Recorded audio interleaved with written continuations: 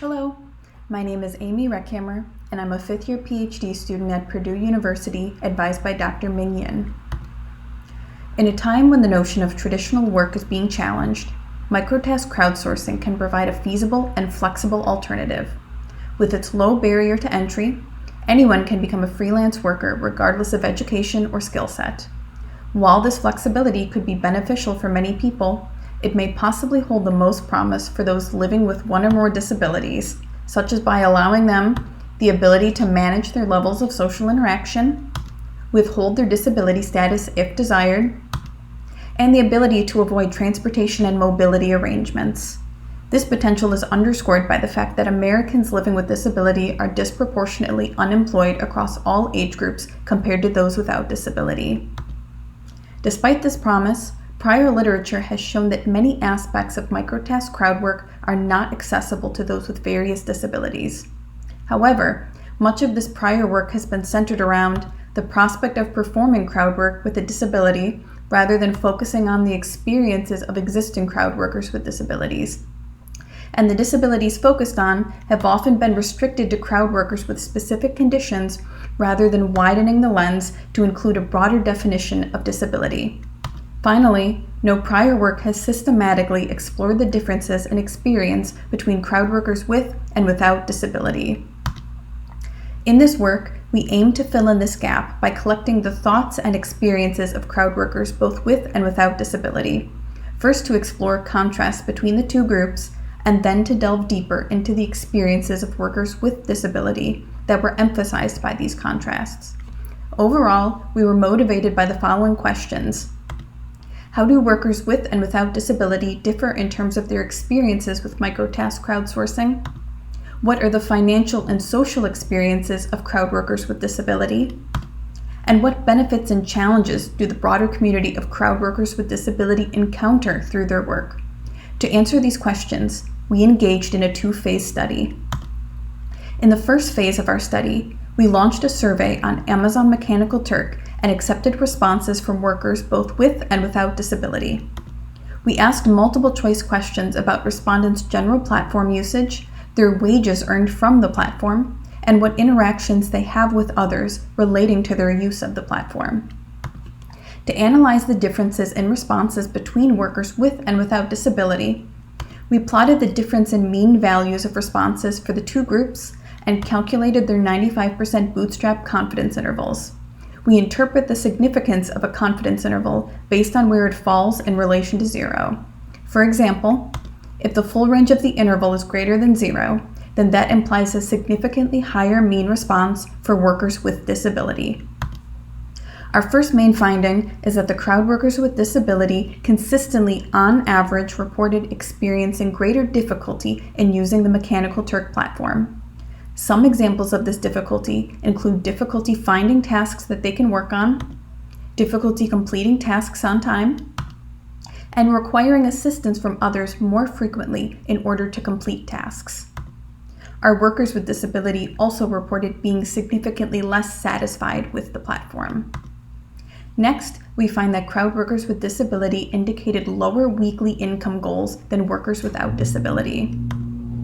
And they were also more likely to have their Mechanical Turk work be considered their full-time income as compared to workers without disability. There was no consistent answer as to which group reported making more money on the platform, however. Finally, we find that crowd workers with disability are more likely to interact with others about their work through various channels, such as social media and online forums. For our respondents who visit online forums related to crowd work, workers with disability were also significantly more likely to actively engage with the content of these forums through posts and comments. To probe deeper into why we saw these differences between crowd workers with and without disability, we launched a second survey on Mechanical Turk and invited the workers with disability from our first survey to participate. In this second survey, we asked open-ended questions in order to better understand how participating in microtask crowdsourcing impacts them, as well as how their conditions impact their experiences. Our first major theme from the responses is that our crowd workers experience challenges in engaging with this type of work, largely related to the precarity of maintaining their earning status. earning money to pay for vital expenses often takes precedent over self-care, leading to physical symptoms such as headaches and burnout. Amplifying this pressure further, an imbalance of the platform gives more power to requesters than crowd workers, requiring extra effort from workers to find trustworthy requesters and perform tasks with greater care. Although our respondents reported challenges that they face, numerous benefits from performing microtask crowd work were indicated as well. Consistent with prior literature, money was cited as the greatest benefit from this work. However, many other benefits that may be unique to those with disability were also described, such as having something to keep their minds active, the ability to avoid stressful in-person work environments, and even a sense of purpose. 29% of our respondents also stated that their ability to perform crowd work was able to improve confidence in their abilities, either from themselves or others close to them. By doing this work, they felt that they were able to demonstrate self-sufficiency and financial freedom. Although crowd work was able to help our respondents experience financial freedom, many also feel that their condition has a negative impact on the amount of money that they can make through the platform. The most common reasons indicated for how their condition impacts their wages is by limiting the speed at which they can work, requiring them to stop and take breaks more frequently, and causing an incompatibility with certain tasks. These incompatibilities can either be accessibility issues or issues of not thinking like others and being rejected for their responses, as was indicated by some respondents with autism spectrum disorder and mental health conditions. Finally, we find that our respondents with disability do report frequently relying on online communication platforms related to their work, and it is almost always with the purpose of helping them with their work. With this help, our respondents are able to find better paying tasks, avoid requesters that treat workers unfairly, and get answers to questions and technical problems.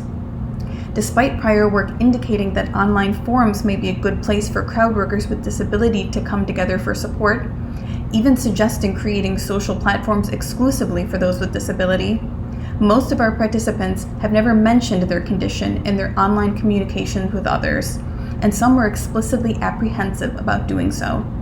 Although a couple of our respondents indicated that they would be willing to disclose their condition to others online if they thought it could provide help, others find the privacy afforded to them crucial. Overall, our findings reveal that many of the challenges that crowd workers with disability face are the same as workers without disability, but workers with disability may be disproportionately impacted by these issues and more reliant on the money earned through crowd work. Solutions that can best assist workers with disability are, therefore, ones that can benefit all workers, such as paying higher wages or having crowd platforms take a stand against requesters that seek to take advantage of workers. While some prior work has recommended providing special accommodations for workers who disclose their condition, our findings show that this may not be an appealing solution for many workers with disability. Instead, we recommend focusing on the abilities that workers have rather than the ones that they lack. Thank you for listening to my talk. Feel free to reach out if you have any questions, and please check out the full paper in the CSCW 2022 proceedings.